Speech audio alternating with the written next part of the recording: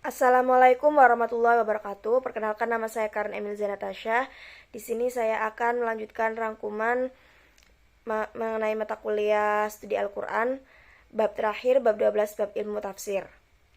Tafsir adalah aktivitas untuk mengungkap makna yang jelas dan tepat dari ayat Al-Quran. Biasanya digunakan untuk ayat-ayat yang muhkam dan bersifat tekstualis. Takwil adalah pengambilan makna dari konteks yang lebih luas dalam ayat Al-Quran. Biasanya diterapkan pada ayat-ayat yang mutasyabih dan bersifat kontekstualis atau esoterik, baik melalui rasio maupun intuitif. Takwil lebih teknis dibandingkan tafsir. Tafsir lebih berkonotasi kepada narasi dan tradisi, sedangkan takwil berhubungan dengan pemahaman dan ijtihad. Menurut bahasa, adalah proses pemindahan makna dari satu bahasa ke bahasa lain.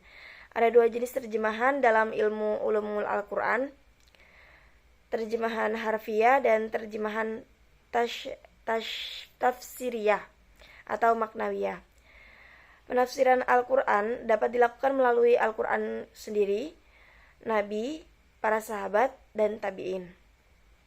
Nabi Muhammad SAW melakukan interpretasi praktis dan ekspositoris. Interpretasi praktis adalah interpretasi dengan tindakan, sedangkan ekspositoris dengan penjelasan langsung. Penafsiran sahabat sering bersifat pribadi dengan dua kubu utama, yaitu kontekstualis dan tekstualis. Sumber penafsiran pada masa sahabat meliputi Al-Quran, hadis, ijtihad, dan Alkitab, dengan beberapa prasyarat seperti pengetahuan bahasa Arab dan asbab an-nuzul. Lemahnya penafsiran bi'ar-riwayah disebabkan oleh hadis palsu, cerita Israiliyat, dan penghilangan sanad. Israiliyat adalah cerita dari sumber Yahudi atau Nasrani yang merembes dalam penafsiran Al-Quran dan hadis, dan terbagi menjadi yang sahih dan tidak sahih, serta yang sesuai dan tidak sesuai. Dengan itu, Israiliyat juga dikategorikan berdasarkan materi akidah, syariah, dan kejadian non-akidah. Para sahabat yang banyak meriwayatkan Israiliyat termasuk Abu Hurairah dan Ibnu Abbas, sementara yang menolak adalah Abdullah bin Salam dan Tamim ad-Dari. Kode etik penafsiran Al-Quran bertujuan menjaga autentisitas spirit Al-Quran dan validitas hasil penafsiran.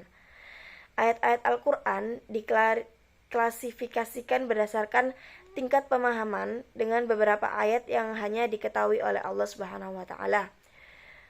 Dua kategori batasan dalam penafsiran adalah materi ayat yang tidak mampu dijangkau oleh rasio dan syarat kapabilitas seorang penafsir, termasuk pengetahuan bahasa Arab, ilmu-ilmu Al-Quran, hadis, usul fikih, prinsip-prinsip pokok keagamaan, dan disiplin ilmu yang relevan. Perkembangan tafsir Al-Quran dapat diklasifikasikan ke dalam metodologis dan karakteristik atau corak.